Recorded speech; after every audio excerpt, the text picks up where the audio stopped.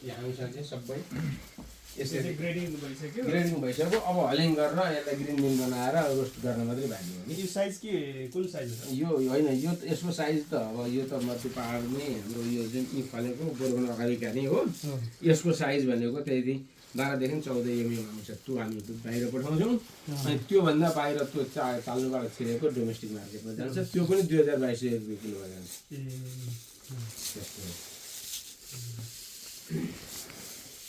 ल यो चाहिँ उद्योगको र प्रशोधनको कुरा हो। किनभने अब तपाईँहरूले पनि फलाउनुहोस्, बेच्नलाई समस्या छैन। म मेसिन लिएर उहीँ आउँछु कि। यस्तो चिज कि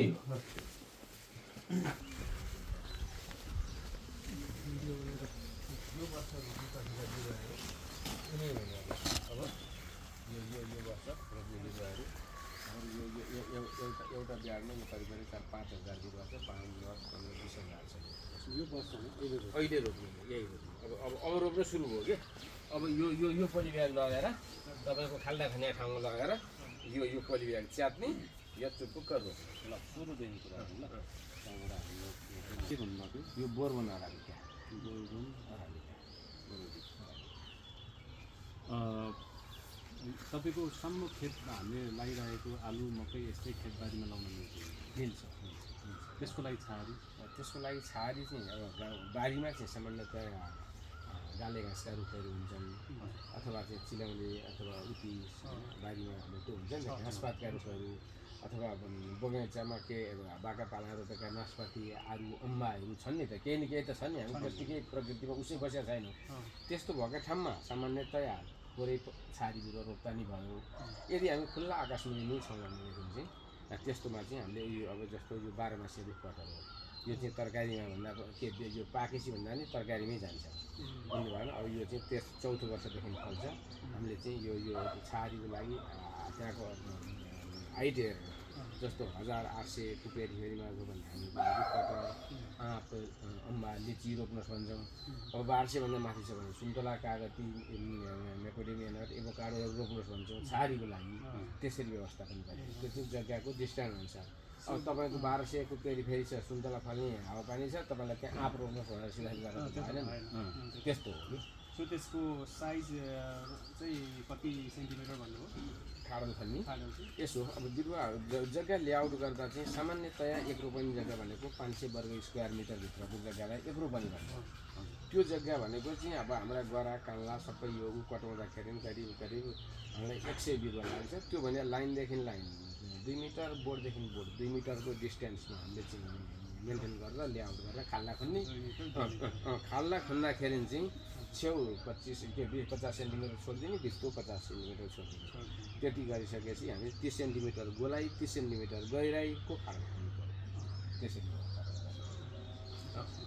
त्यति भइसकेपछि गोलाइ त्यसरी व्यवस्थापन गर्नु पर्यो। अब छारीको रूपमा चाहिँ दक्षिण पूर्व खास गरी हाम्रो घामले बिरुवालाई चाहिँ छारी दिने भनेको दक्षिण साइडमाबाट घाम हाम्रो बिरुवामा आउँछ। पूर्व साइडबाट बिहान झुल्केको घाम लाग्छ। बिहान झुल्केको घामले बिरुवालाई एकदम राम्रो गर्छ। दिउँसोको मध्याहको घाम छेक्ने गरी हामीले सेड गर्छौँ। त्यो जग्गा हाम्रो उत्तर फर्किया छ कि दक्षिण फर्किया छ कि जग्गाको प्रकृति हेरेर हामी छारी व्यवस्थापन गर्छौँ। दक्षिण साइडको दिउँसो मध्याहको घाम चाहिँ हाम्रो बिरुवालाई छेकोस्, दिउँसो चाहिँ सेड होस् भन्ने हिसाबले हामीले असर गर्छौँ। पूर्वको बिहानको घाम भनेर चाहिँ एकदम बोट बिरुवा बच्चा हामी सबैको लागि त्यो चाहिँ भिटामिन दिन्छ त्यो घामले। त्यस्तो त्यसरी 30 सेन्टिमिटर खाल्डो खन्ने भन्नुभयो है। अघि तपाईँले भन्नुभयो 30 सेन्टिमिटरमा 10 सेन्टिमिटर। 30 सेन्टिमिटर भनेपछि अब 30 सेन्टिमिटर गोलाइ 30 सेन्टिमिटर गहिराइको खन्नु पर्यो। 30 सेन्टिमिटरमा चाहिँ 10 सेन्टिमिटर सिरानको टप सोइल भन्छ। त्यो चाहिँ मलिलो माटो। किनभने खनजोत गरेको झार कुहिएको प्राङ्गारिक पदार्थहरूले पाएको माटो त्यो चाहिँ मलिलो माटोले भन्छौँ हामी। त्यो चाहिँ पूर्व साइडमा राख्छौँ। अनि पूर्व साइडमा राख्छौँ। अहिले खाल्ला खनेर माटो राख्ने मात्रै सम्झिनु। अनि बिचको 10 सेन्टिमिटरको माटो चाहिँ हामी पश्चिम साइड राख्छौँ। पिँधको 10 सेन्टिमिटरको माटो चाहिँ हामी उत्तर साइड राख्छौँ। भनेपछि अब खाडल खनिसकेपछि तपाईँ 5 देखि 7 दिन घाममा सुकाइदिनुहोस्। त्यति भइसकेपछि अब माटो चाहिँ त्यतिकै राख्नु माटो ठाउँ ठाउँमा राख्ने मैले भने हजुर अनि अब खाल्डा पुर्ने बेला भइसकेपछि चाहिँ सिरानको माटो पेनमा हाल्ने अनि बिचको 10 सेन्टिमिटरको माटोमा अनि 2-3 किलो हाम्रो प्राङ्गारिक मलहरू हाम्रो गोठे मल वस्तुको मल अथवा बाख्राको मल अथवा त्यो नि पाइएन भनेदेखि लेयर्सको 2 वर्ष कुहिएको कुखुराकै मल मिसाएर 2 किलो मल हालेर अनि खाल्डा पुरिदिनुहोस्। पिँधको माटो हाल्नु पर्दैन, पिँधको रुखो माटो हुन्छ, पिँधको माटो बाहिरै छरिदिनुहोस्। त्यसले चाहिँ अनि फेरि घाम पानी अब जरा मलिलो हुँदै जान्छ। त्यसरी खाल्डा पुर्नु भने चाहिँ 1 हप्ता त्यतिकै घाममा सुकाइदिने माथिको सिरानको माटो फर्स्टमा हाल्यो अनि बिचको माटोमा चाहिँ कम्पोस्ट वस्तुको मल मिसाएर खाडल पुर्ने चाहिँ बिचको माटो अनि पिँधको माटो चाहिँ त्यो रुखो माटो वरिपरि छरिदिनुहोस्। त्यो पनि 1-2 वर्षमा राम्रो भइसक्छ। बिचको माटोमा चाहिँ बिरुवा रोप्नु बिचको माटो र पिँधमा त पहिल्यै हालिसकेका छ हामीले जरा बहिनी ठाउँमा त मलिलो माटो हालिसकेका छौँ। अनिखेर मल पनि हामी फिट्छौँ नि त, त्यो बिचको माटो मात्रै हाल्दैन, बिचको माटोमा 2-3 किलो मल कम्पोस्ट मल फिटेर हाल्छ। त्यतिखेरै बिरुवा रोपिहाल्नु परेन। बिरुवा तपाईँको खाडल बनाइसकेर रेडी बनाएर मल माटो हालेर अनि लट्ठी गाडेर सेन्टरिङ गर्नुहोस्। अनिखेर 5-6 दिनपछि अनि बिरुवा रोप्नुहोस्। त्यही दिन रोप्नु पर्दैन। त्यही दिन पानी परिरहेको छ भ्याइ नभ्याइ छ भने तापनि आपत्ति परेन, तर तपाईँको त्यो मल माटो मिलाएर 5-7 दिन छोडिदिनुहोस् अनि बिरुवा रोप्नुहोस्। अनि यो रुखको छारीमा रोप्ने भन्नुभयो, मान्नु कि म उभिएको ठाउँमा सुन्तलाको रुख छ अब यसो अब त्यो चाहिँ छ भने जस्तो हामीले 2-2 मिटरको फरकमा कफीको बिरुवा भन्यो नि, 2-2 मिटरको फरकमा भएपछि बिरुवा हाँगा जोडिँदैन।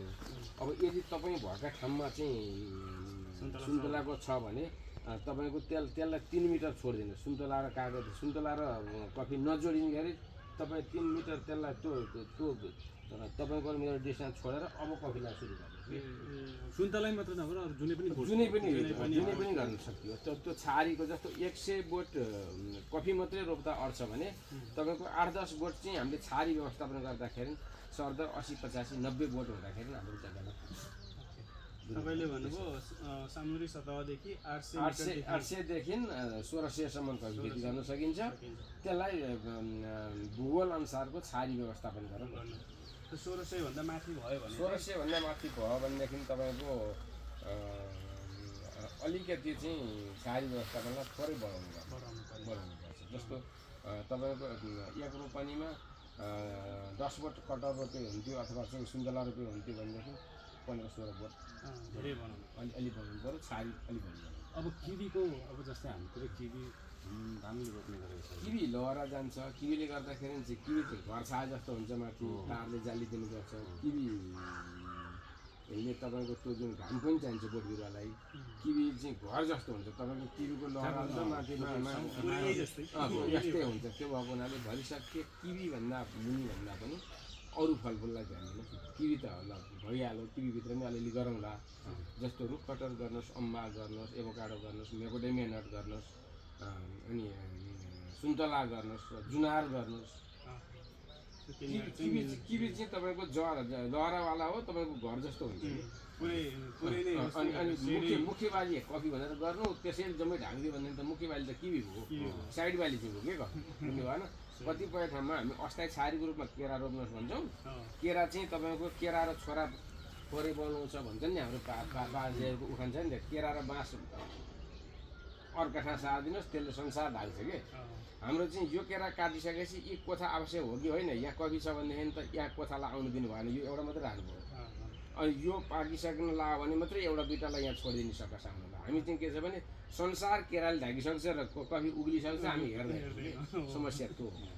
त्यसो भए अब हामीले हजुरले अब यहाँबाट बिरुवा चाहिँ हामीलाई दिनुहुन्छ भने अब अहिले प्राइस हामीले चाहिँ के पर्छ? अहिले यसो अब मैले यो कफीको बिरुवा नेपाल सरकारको रेट 40 रुपियाँ हो। अब मैले नेपाल सरकारको रेटमा सबैलाई दिइहाल्छु। फार्म केन्द्र सरकारले पनि दिन्छन्। कसैले म 35 पनि दिन्छु भन्छ। तपाईँको यति मेहनत गरेर नर्सरी पनि राख्दैन, बिउ पनि छान्दैन, आफ्नो हिसाब किताबले झरेको पनि राखिदिन्छ, त्यो पोहोर फल्या बोट पनि राखिदिन्छ। बिउ भन्ने बित्तिकै 20 वर्ष पारी बिहाबारी भन्छ नि त। छोरीलाई 15 वर्ष हाम्रो आमाहरूको पालमा बिहा गर्ने चलन थियो नि त।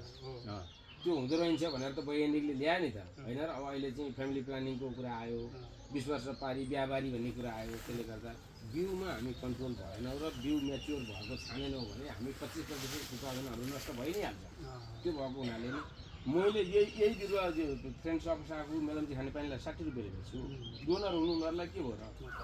अब उनीहरूले त जति पैसा दिन्छन् म त्यति लिन्छु। किसानसँग त लिन पाप लाग्छ नि, बुझ्नु भयो? हामीले पनि अब तपाईँकै गाइडेन्समा गर्नु पऱ्यो। बिरुवा पनि हजुरले नै अब दिनु पऱ्यो। हुन्छ कहिले हामी नेक्स्ट विकमा जाउँ त।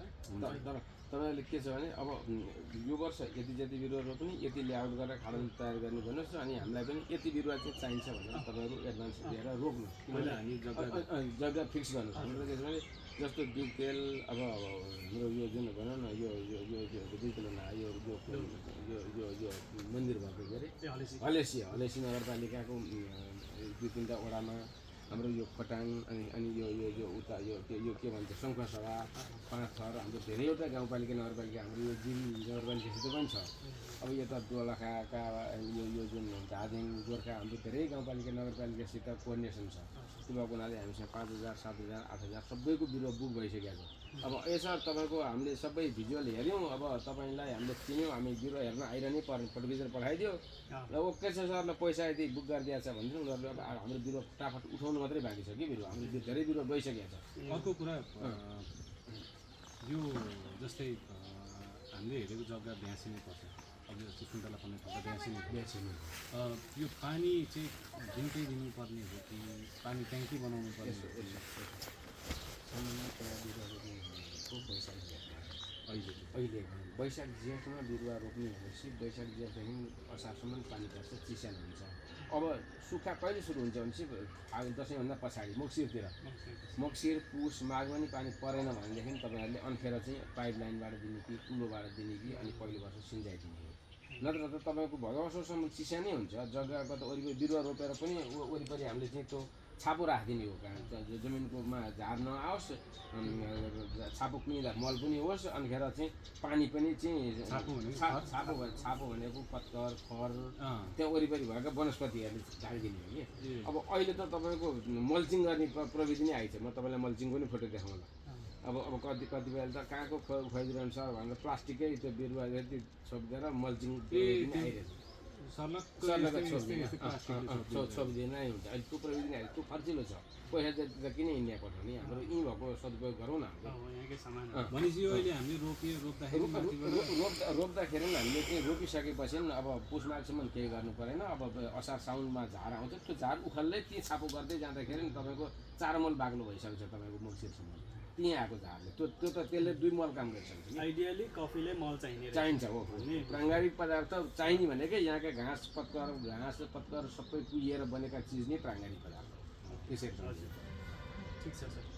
हुन्छ। रोप्ने बेला अझै तपाईँसँग अब हामी यो उता जान्छौँ, त्यो बारीको अब कति क्षेत्रफल छ अब तपाईँले भनेको मेजरमेन्टमा हामीले एउटा अनुमानित दिनु पऱ्यो। त्यो अनुमानित अनुसार तपाईँलाई हामीले कफीको अर्डर गर्छौँ। अब इनकेस तपाईँले पनि अब यसो हेरिदिनु पर्ने हुन्छ भने हामी त्यो तपाईँले रिक्वेस्ट पनि गर्छौँ। होइन त्यो मैले सकिनु होला होइन। अब मैले तपाईँको आफ्नै खल्तीको पैसा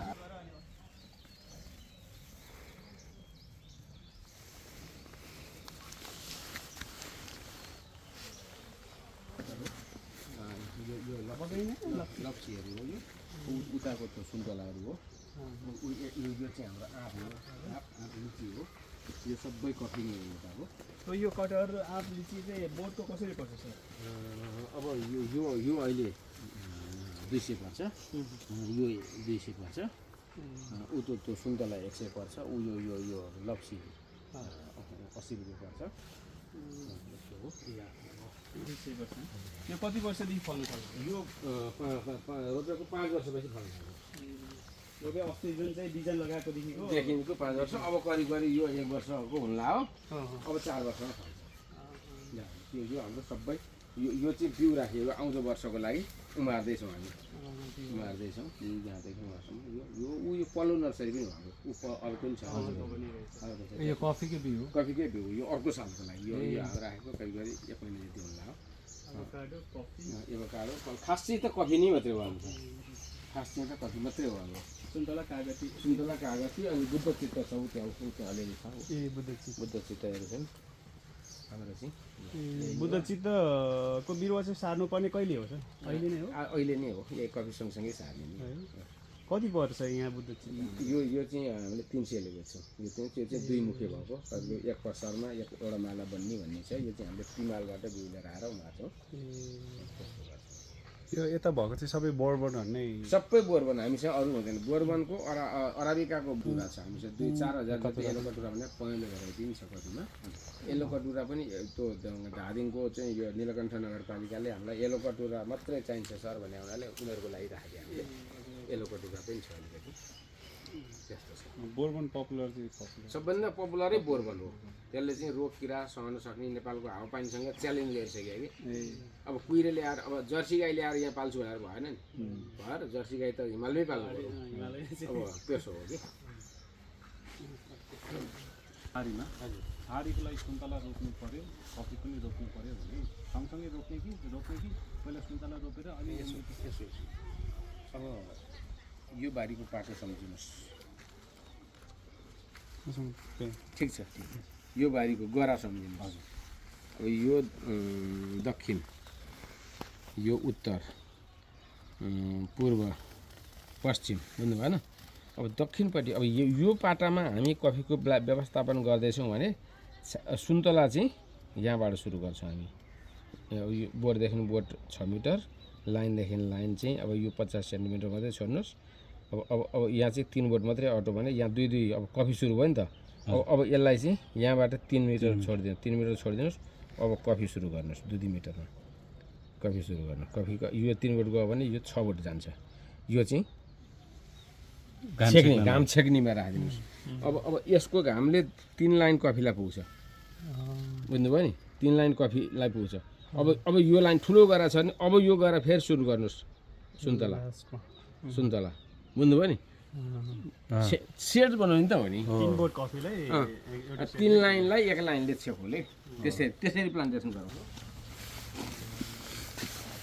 150 रुपियाँ छ हजुर हामीले 125 रुपियाँसम्म हामीले बुट्टा बेच्छौँ तपाईँको यो चाहिँ रोपेको 14 वर्षदेखि फल्छ एक बोटमा करिब चाहिँ अब भनौँ न पहिलो वर्ष तपाईँको 12-15 केजी अनि दोस्रो वर्ष 18-20 केजी एक बोटमा करिब म्याच्योर हुँदाखेरि करिब 50-60-70 फल्छ भनेपछि 1 किलोको टिपे तपाईँले हार्भेस्ट गर्ने बित्तिकै 1000 रुपियाँ दाममा म किन्छु अब मैले चाहिँ उनीहरूलाई मेरो कफी लाने बाहिरहरूलाई अनि सपोर्ट गर्छु बेच्छु त्यो भएको हुनाले छारीको रूपमा चाहिँ तपाईँहरूले मेकोडेमियानहरू पनि मिसाउनुहोस् यसको चाहिँ बजार राम्रो छ भन्ने फेरि यो उता माथितिर हुन्छ मजाले हुन्छ यो त तपाईँको हिमालमा पनि हुन्छ तराईमा पनि हुन्छ कफी भन्दा नि अझै यो सिवर त्यस्तो के हो म्याकोडेमियानहरू अस्ट्रेलियन नट भन्नु भन अब मधेसी बदाम पनि भन्छन् नेपालीहरूले अब आफ्नो नाम उयो अब मकवानपुर एक धानको